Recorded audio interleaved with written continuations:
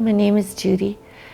I was involved in a trauma injury that resulted in paralysis from the mid-chest down and developed anxiety through some of that trauma as well as other reactions to it. 24 and a half years ago, it was Father's Day.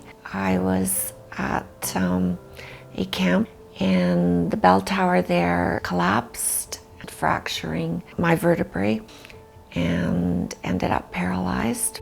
That began the journey that to this day, just the sense of helplessness and the never-ending issues that became very prevalent in trying to deal with it.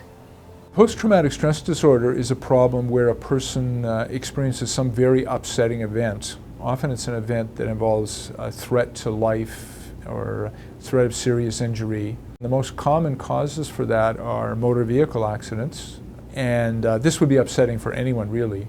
But some people in the weeks and months after that, it doesn't settle down, they're upset about it. And if a month later people are still having things like upsetting dreams, upsetting and intrusive memories about the event, a lot of physical symptoms that are disturbing to them, we call that problem post-traumatic stress disorder. What starts to happen is often it interferes with their life, it interferes with them going back to their regular work or their regular family life, and starts to cause a lot of difficulty. And those are the kind of people that would really benefit from getting some help and guidance.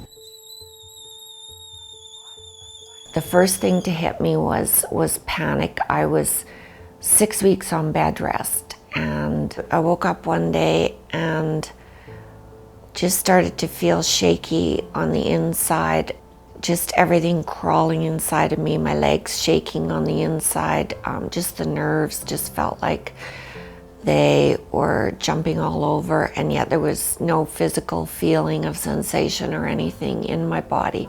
So I think it was definitely a reaction to a reality that was unknown.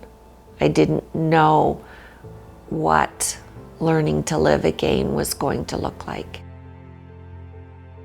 I had had 1 or 2 visits from the staff psychologist, and she happened to be going by this one day when I was really in the thick of it.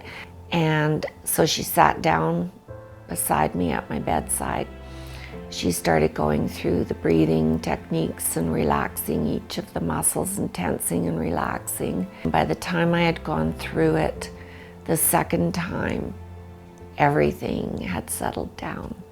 That was a turning point as far as the anxiety went.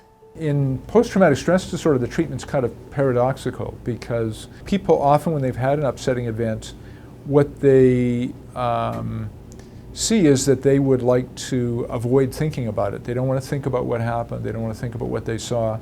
And the most effective treatments actually involve supporting people while they allow themselves to review those events. And what's surprising when people really get into that is how quickly their distress and anxiety settles down once they start facing it. I did everything to fight post-traumatic stress disorder. Didn't want it to have to come back to haunt me later on, and yet there's always moments that come where it can just hit you out of the blue. One of the things that was really important to me was going back to the camp, going back to the site, and being there again, and doing whatever that weekend meant, whatever it brought to the table, and dealing with it. I had it in my head that I would just do whatever I had done before I was in the chair.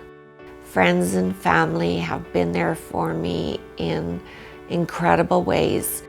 Doesn't mean there isn't hard days, but there were tools to grasp onto, to work it through, and to not have to go into the darkness of panic and anxiety, because it was dealt with, it had been put to rest.